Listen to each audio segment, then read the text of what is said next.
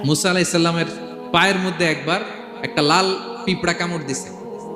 এই সাইজের যে লাল পিঁপড়াগুলো কামড় দিলে খুব আরাম লাগে না? কেমন লাগে? হ্যাঁ, খুব ব্যথা করে, প্রচন্ড ব্যথা করে।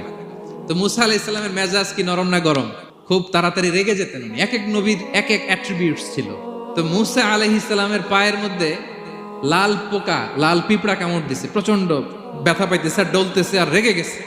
রেগে তাকায় দেখে এদিকে লাল পিঁপড়ার বাসা, যে পা দিয়ে ডোলে সবগুলোর মেরে ফেলছে। তো ঘটনাটা ছিল মুসা আলাইহিস সালাম আল্লাহকে জিজ্ঞেস করছিলেন এই ঘটনাটা আল্লাহ কেন ঘটাইছে। আল্লাহকে জিজ্ঞেস করছিলেন, আল্লাহ আযাব যখন কোনো এলাকায় পাঠান তখন তো শুধু জালিমরাই মরে না, ভালো লোকগুলাও তো মারা যায়।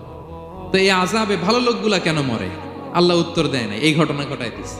পিঁপড়া যখন কামড় দিছে রেগে সবগুলোর মেরে ফেলছে। আল্লাহ বলে, মুসা কামড় দিছিল কয়টা? কয় আল্লাহ একটা। তো ওগুলোর মারলা কেন? অ্যাকশনে যখন যায় এত কিছু দেখে অ্যাকশন নেওয়া যায় না।